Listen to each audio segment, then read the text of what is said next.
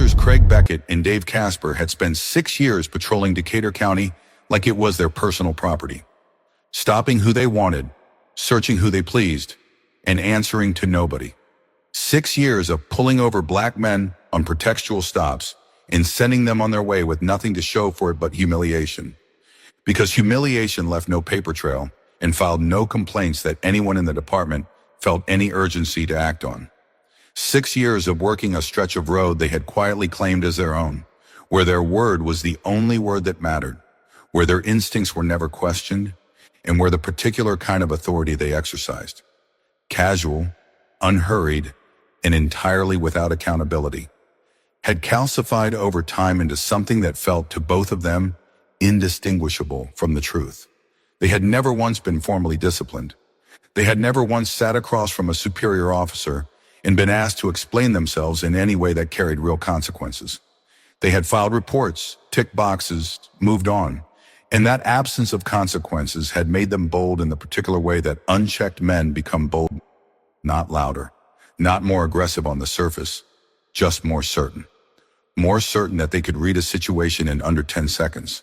More certain that their first impression was the correct one.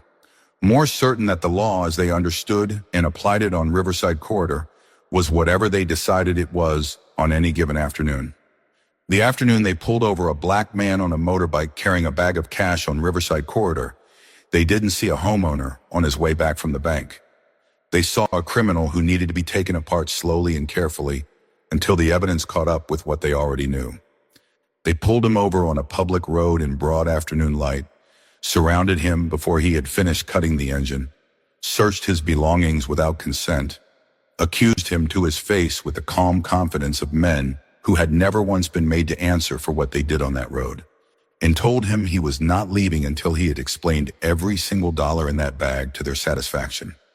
What officers Beckett and Casper didn't know, what they would have known immediately, had either of them done their job with even a fraction of the care they spent constructing, their assumptions was that the man standing in front of them had survived 2 combat tours in the United States Marine Corps, held a commendation for valor signed by his commanding general, and had just become, in the space of one poorly judged afternoon stop on Riverside Corridor, the single most expensive mistake either of them would ever make in their entire lives.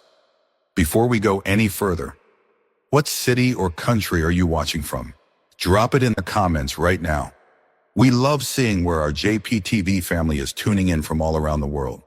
And if you believe that a man who bled for this country deserves more respect on his own street than what these 2 officers gave him that afternoon, hit that like button and subscribe to JPTV, because justice doesn't prevail in silence. Now let's get into it. Riverside Corridor runs through the heart of Decatur County like a seam holding 2 halves of a working city together. It is not a glamorous road, and it does not pretend to be. On the east side, you have the older residential blocks. Wide driveways, mature oak trees whose roots have spent decades pushing slowly through the pavement beside them. Houses that have been in the same families long enough to have seen children grow up and come back with children of their own. The lawns on the east side are not manicured in the way that suggests professional maintenance. They are kept the way people keep things they genuinely own.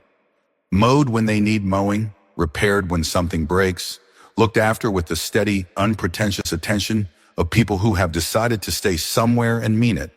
On the west side, you have the commercial stretch, a pharmacy with a hand-painted sign that has been the same since 1994, a hardware store that stocks things you cannot find online, a branch of Caldwell Community Bank sitting between a barber shop that opens at 7 in the morning and a sandwich place that has operated out of the same narrow building since 1987 and has never once felt the need to update its exterior. It is the kind of road that does not appear on anyone's list of notable places, but holds a neighborhood together in the way that only ordinary roads can, by being there every day, reliable and unchanged, while everything around it shifts. Jerome Calloway was 41 years old and had lived on the east side of Riverside Corridor for the past 7 years, in a 3-bedroom house on Dunbar Crescent that he had purchased with his separation pay when he left the Marine Corps, and had been rebuilding, room by room, with his own hands ever since. He was broad across the shoulders in the way that men are broad when the width comes from actual use rather than the gym, And he moved with the unhurried, deliberate economy of someone who had learned a long time ago that speed and urgency were not the same thing, and that most situations responded better to the former than the latter. He had enlisted at 19 years old, the second of three sons in a household in East Point, Georgia, where the expectation had always been that you found something worth doing and committed to it fully. The Marine Corps had been his something. He had served 2 full tours, the first in Iraq between 2004 and 2005, the second in Afghanistan between 2008 and 2009, and had come home from the second with a commendation for valor, a bad left knee that stiffened in cold weather, and had never fully resolved despite 2 rounds of physical therapy and a clear-eyed, unhurried relationship with difficulty that only comes from having faced the kind of difficulty that most people only read about. He did not talk about his service often. He did not wear it as an identity. It was simply something he had done, something that had shaped the way he thought and moved and made decisions, and something that sat quietly inside him the way important things do when a person has made peace with them. In the years since leaving the Corps, he had built something deliberate and solid. He worked as a site supervisor for Hargrove Construction, a mid-sized firm that operated across 3 counties, and trusted Jerome with the kind of projects that required someone who could hold a schedule, manage a crew, and solve problems in real time without needing to escalate every decision upward. He coached youth football on Saturday mornings at Decatur Community Park, working with boys between the ages of 10 and 14, most of whom needed someone to show up consistently more than they needed anything else. And he spent the remainder of his time on the house on Dunbar Crescent, which had become, over the years, something closer to a long-term conversation with himself than a renovation project. Each room finished a considered statement about what he was building and why. That Tuesday, the house needed the next phase of that conversation to begin.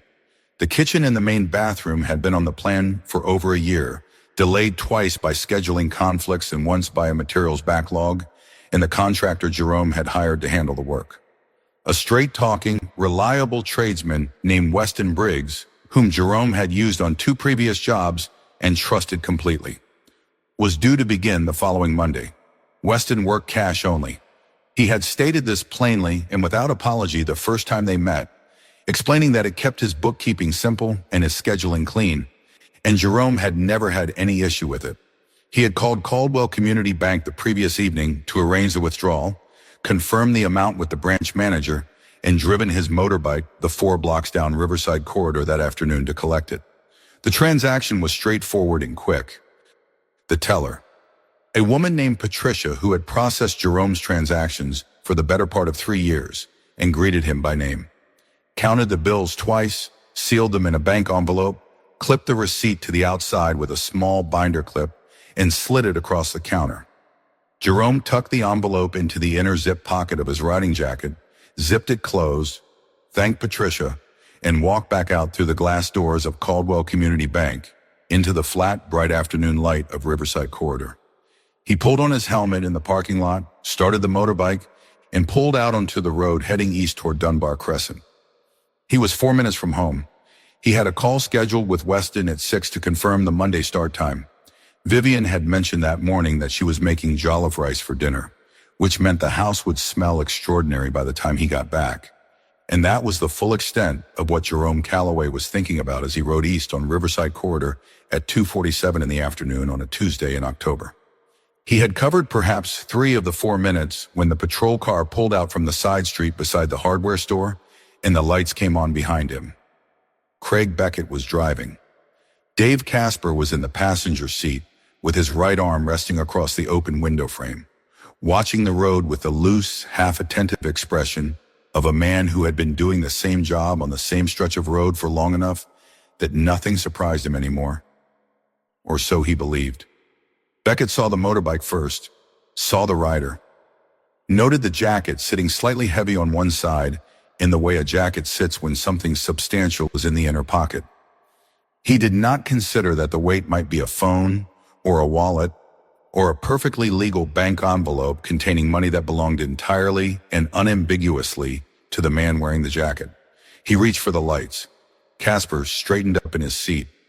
Jerome heard the siren blip once behind him and felt something settle in his chest. Not fear, not panic, but the cold and specific recognition of a man who understood immediately what kind of stop this was going to be. He indicated, moved to the shoulder of Riverside Corridor, and cut the engine. He placed both hands on the handlebars, kept them visible, and waited. Beckett and Casper stepped out of the patrol car at the same time. Jerome didn't move from his bike. He kept both hands visible on the handlebars and waited while Beckett and Casper approached from either side. A two-sided approach that had nothing to do with standard procedure and everything to do with pressure. The kind of positioning designed to make a person feel surrounded and outnumbered before a single word had been exchanged. Jerome recognized it for what it was. He had used similar positioning himself in different circumstances, on different terrain, for different reasons. And those reasons had never included making an innocent person feel small on the shoulder of a public road. Beckett reached him first. He didn't introduce himself. He didn't ask if everything was all right or whether Jerome needed assistance. He looked at Jerome, then at the jacket, then back at Jerome and said, "What are you carrying?" Jerome answered him directly and without hesitation. He told Beckett that he had just come from Caldwell Community Bank on Riverside Corridor, that he had made a scheduled cash withdrawal for a home renovation contractor starting the following Monday, and that the money was sealed in a bank envelope in his inner jacket pocket, along with the printed receipt. He said he was happy to show them and reached slowly into the pocket, keeping his movements visible and deliberate the way his training had taught him and the way his life in this country had reinforced. Beckett took the envelope. He looked at it for a moment. At the Caldwell Community Bank logo printed on the front, at the receipt clipped neatly to the outside with the time, amount, and teller window number printed clearly across the top. And then he passed it sideways to Casper without saying anything. Casper turned it over in his hands the way someone handles an object they have already categorized as suspicious and are simply working backward from that conclusion to find the language to justify it. "That's a lot of cash," Casper said. His voice carried the easy, unhurried weight of a man who was not asking a question, but making a statement designed to function as one. "It's for a contractor," Jerome said. "He works cash only. The receipt shows the time and the amount. I made the withdrawal 40 minutes ago." Casper looked at the receipt. Then he handed the envelope back to Beckett without commenting on what the receipt said. Beckett held it for another moment and then looked at Jerome and said, "Step off the bike, please." Jerome stepped off the bike. What happened next was not a conversation, and it was not a search conducted within any reasonable interpretation of procedure. It was an inspection. Slow, deliberate, and performative. Carried out by two men who had already reached their conclusion and were now constructing the appearance of due diligence around it. Beckett went through the jacket pockets one by one, unhurried, thorough, while Casper moved around the motorbike in a slow circle, crouching at intervals to look at the frame, the storage compartment, the underside of the seat. Jerome stood on the shoulder of Riverside Corridor with his arms slightly out from his sides and watched them go through his belongings on a public road in the middle of a Tuesday afternoon. A pickup truck slowed as it passed. A woman coming out of the pharmacy across the street paused on the pavement and looked over. Neither of them stopped. Neither of them said anything. Beckett found nothing in the jacket. He found nothing on the bike. He found nothing anywhere because there was nothing to find, and Jerome told him this plainly. That the envelope, the receipt, his phone, and his keys were the complete inventory of what he was carrying, that all of it was exactly what he had said it was, and that the bank was 4 blocks behind them if either of them wanted to walk in and confirm the transaction with the branch directly. Beckett looked at him for a moment. Then he took the envelope and the receipt back to the patrol car. He was calling banks. Casper stayed on the roadside with Jerome while Beckett worked through a list of branches, checking every bank within a 10-mile radius of Riverside Corridor for reported robberies, suspicious activity alerts, or any incident flagged in the past 2 hours that could be connected to a large cash withdrawal. Jerome stood quietly and waited. He counted the minutes the way he had learned to count time in circumstances where patience was not optional. Steadily, without drama, simply marking the passage of it. 18 minutes passed. Every call came back clean. No robberies, no alerts, no flags of any kind at any branch in the area. The afternoon was entirely clear. Beckett got out of the car and walked back. Jerome looked at him steadily and said, "Are we done?" Beckett said, "Not yet." Those two words settled over the stop like a door closing. The evidence was gone. Every justification Beckett had reached for had come back empty. The search had found nothing. The bank calls had found nothing. The receipt in his hand said exactly what Jerome had told him it would say from the very beginning. But Beckett said not yet, and Casper said nothing to contradict him, because the stop had never actually been about the money or the bike or the receipt or the banks. The money had simply been the first available excuse. The thing that gave the stop a surface that could be written into a report if it needed to be. What the stop was actually about was something neither of them would ever say out loud. Something that had operated as a quiet, unexamined certainty in both of them since the moment Beckett's eyes found Jerome on Riverside Corridor and made a decision in under 4 seconds that 11 years of procedure and 6 years of partnership had never once taught either of them to question. Casper started asking questions that had nothing to do with the withdrawal or the envelope or the contractor or anything Jerome had already addressed. How long had he lived in Decatur County? Where exactly on Dunbar Crescent? Did he own the property or was he renting? How long had he had the motorbike?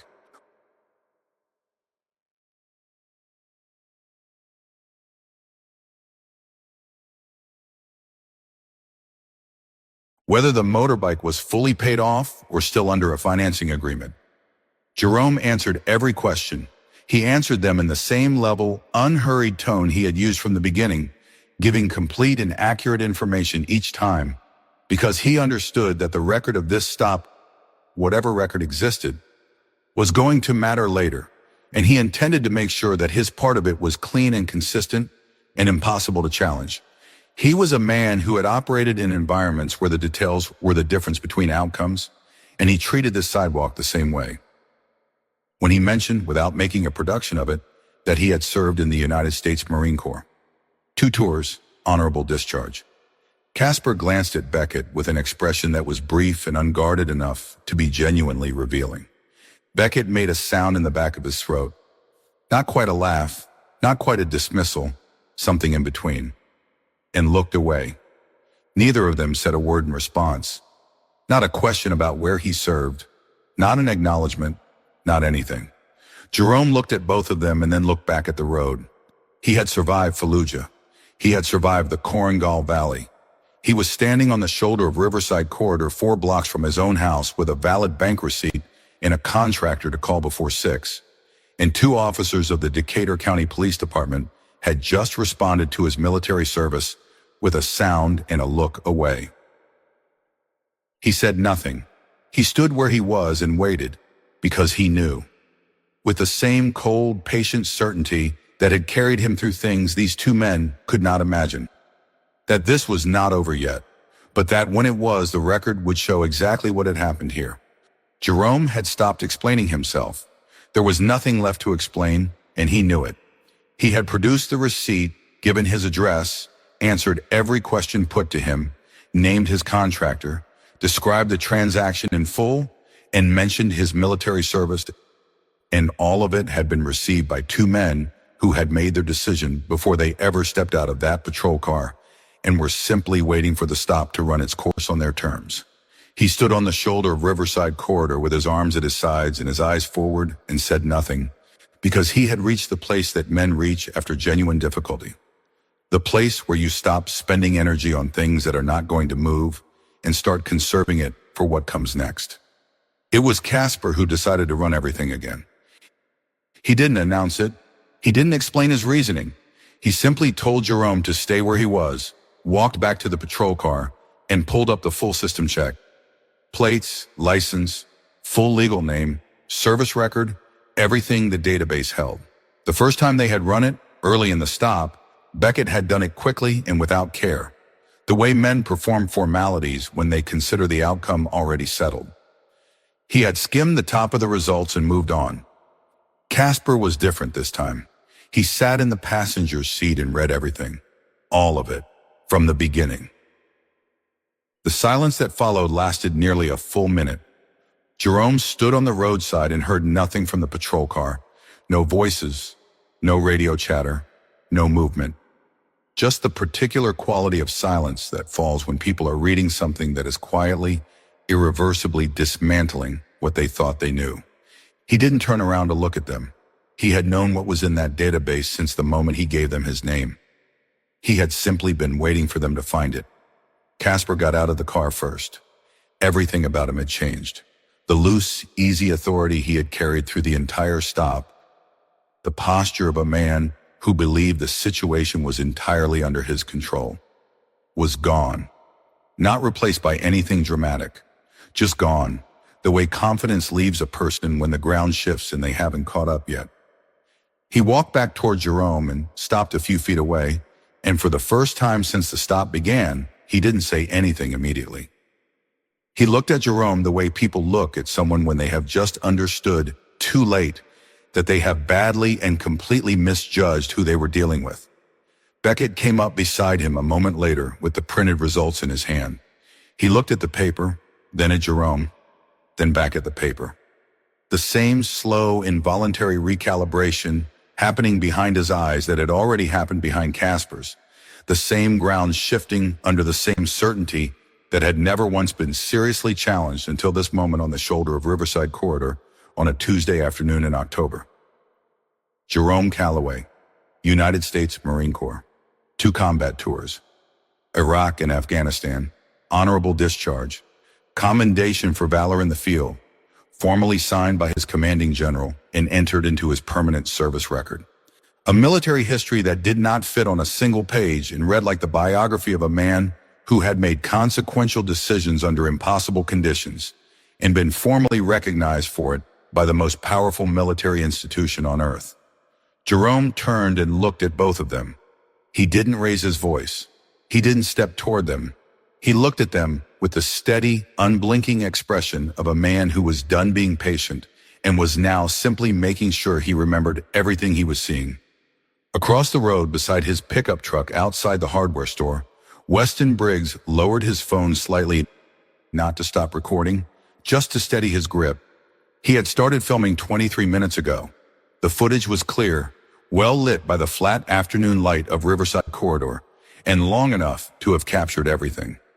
The search, the phone calls, the dismissive sound Beckett made when Jerome mentioned his service, and now the silence of 2 officers standing in front of a decorated combat veteran with the printed proof of their mistake in one hand and absolutely nothing left to say.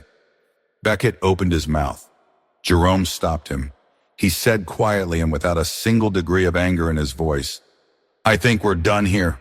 He took the bank envelope from Beckett's hand, put it back in his jacket pocket, zipped it closed, and reached for his helmet. Neither officer said a word. There was nothing left to say. Jerome took 3 days before he went to the police station, not because he was uncertain about what he wanted to do, but because he wanted everything in order before he did it. He called his attorney the evening of the stop and laid out every detail in the calm, sequential way that military training produces in people who have learned that the difference between a good outcome and a poor one often comes down to how well you prepared before you walked into the room. He gave his attorney the timeline, the names, the location, the duration, the questions that had been asked, and the answers that had been given. And the moment Beckett had looked at the printed results and stood in silence on the shoulder of Riverside Corridor, with nothing left to say. His attorney told him not to make any public statements yet. Jerome agreed, went home, sat down at the kitchen table, and told Vivian everything. Vivian Calloway listened without interrupting. She had the particular quality of stillness that belongs to people who process things deeply before they respond, and she sat across from Jerome and let him finish completely before she said anything at all. When he was done, she was quiet for a moment. Then she asked one question. She asked if Weston had the footage. Jerome said yes. Vivian nodded and said, "Then we have everything we need." She was right. On Friday morning, Jerome walked into the Decatur County Police Department and filed a formal complaint for unlawful search, racial profiling, and assault. He arrived without an appointment, dressed neatly, and sat across from the desk sergeant with the same level composure he had brought to every other part of the process. He gave his account completely and accurately, and left nothing out. His attorney filed the civil lawsuit the same afternoon. By the time the department's legal team had finished reading the filing that evening, Weston's footage had already been delivered to 2 local news stations. It ran that night. By the following morning, it had been picked up by national outlets. By the end of the week, it had reached veterans organizations across the country, civil rights groups in 4 states, and several members of Congress who issued public statements before the Decatur County Police Department had managed to prepare a formal response beyond the initial written statement that used the phrase, "We take all concerns seriously," and committed to nothing. The footage was not dramatic in the way that some videos are dramatic. There was no single explosive moment. What made it difficult to watch was the steadiness of it. The long, unbroken record of 2 officers working through every available justification, finding nothing, and continuing anyway. People kept returning to the moment Beckett made that sound when Jerome mentioned his military service.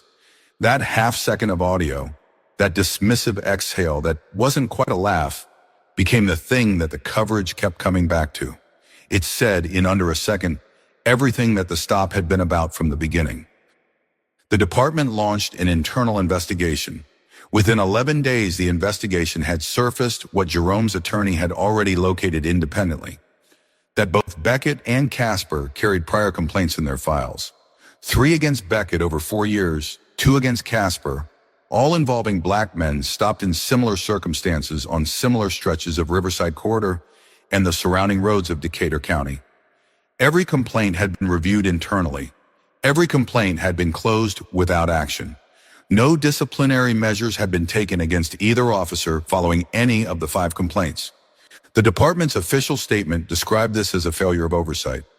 Jerome's attorney described it in court as a pattern of conduct, and the distinction between those 2 descriptions became one of the central arguments of the civil proceedings. Beckett and Casper were terminated within the month. The city entered settlement negotiations shortly after and reached an agreement with Jerome and Vivian Calloway after 8 months of proceedings for $3.2 million. The mayor held a press conference. The police chief announced mandatory retraining. Jerome attended neither. On the Monday after the settlement was announced, Weston Briggs arrived at the house on Dunbar Crescent at 8 in the morning with his crew and began the kitchen renovation Jerome had hired him for months ago. Jerome made coffee, handed Weston a mug, and they got to work. The house that Jerome Calloway had built with his own hands was still standing. The men who had tried to take something from him on the shoulder of Riverside Corridor were not. If this story hit you the way it should, share it right now. Not just for Jerome, but for every veteran, every working man, every person who has ever been stopped, searched, and disrespected simply for existing. They serve this country, and this country owes them better. Like this video, share it with someone who needs to see it, and subscribe to JPTV. Because we will keep telling these stories until the right people are held accountable.